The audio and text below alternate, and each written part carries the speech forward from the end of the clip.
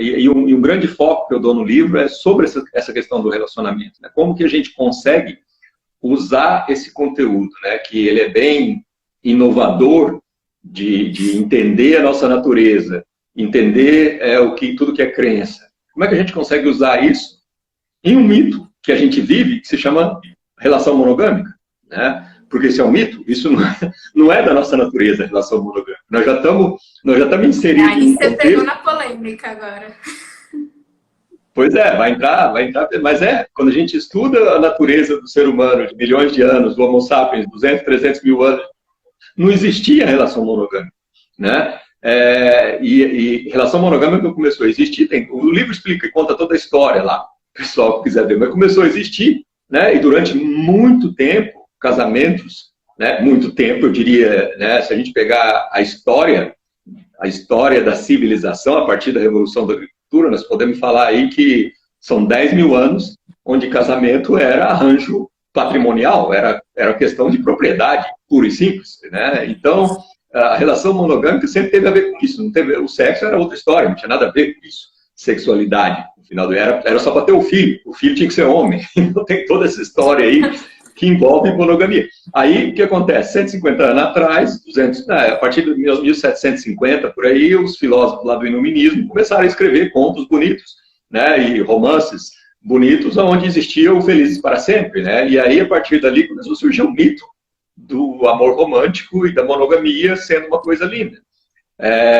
E aí veio Hollywood, veio Felizes para Sempre, veio as princesas da Disney, veio um monte de coisa que alimentaram esse mito, né? E que hoje em dia ainda conduz todos nós para uma relação monogâmica, né? Então, só que esse tipo de relação, se a gente não compreende a fundo as nuances dele, no contexto da sexualidade, é uma fonte contínua de problema. Aí a gente pode pesquisar, eu trago algumas pesquisas no livro, o teu trabalho, eu acho que tu deve ter muito mais propriedade para falar da quantidade de problemas que não existe no contexto da sexualidade na relação monogâmica, não é?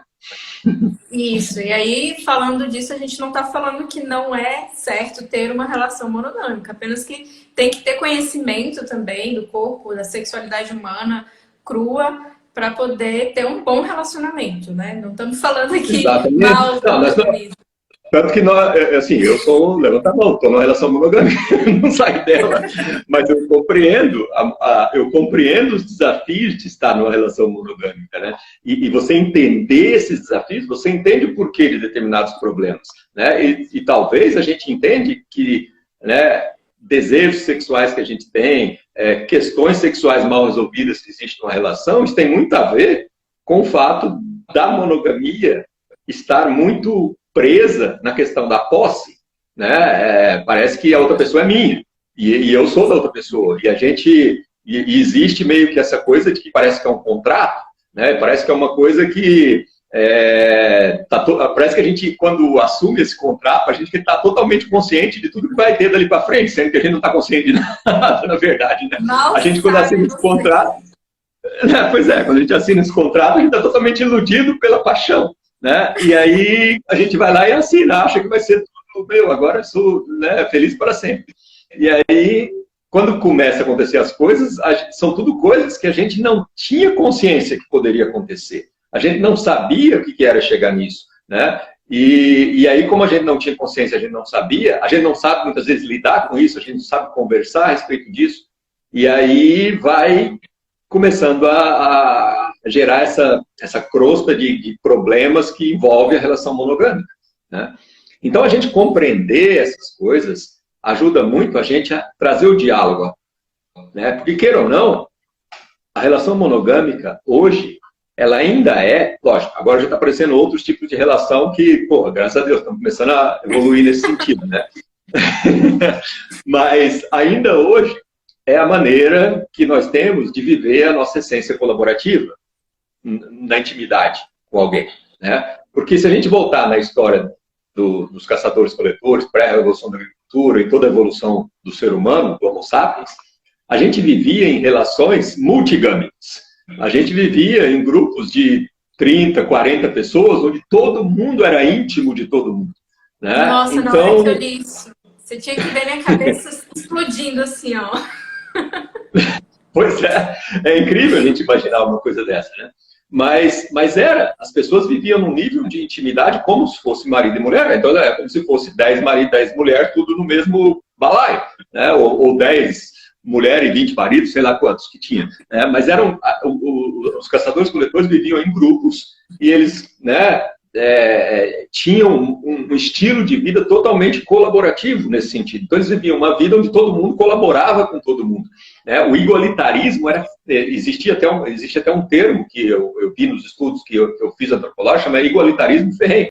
Ou seja, é máxima colaboração. Se alguém pensasse em agir de forma egoísta, imediatamente já era ali reprimido ali pelo pessoal. Não, aqui a gente só colabora a sexualidade era parte inerente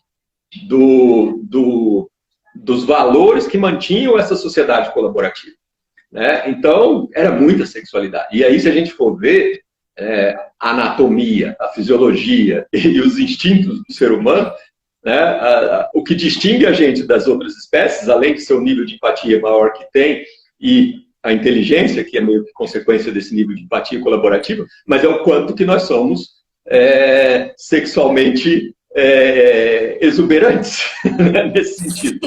Então, o ser humano é a espécie mais sexual que existe de longe em relação a todas as outras espécies. No entanto, a partir da Revolução da Agricultura, a gente criou a escassez. E quando a gente criou a escassez, a gente começou a restringir tudo, a gente começou a restringir sexo.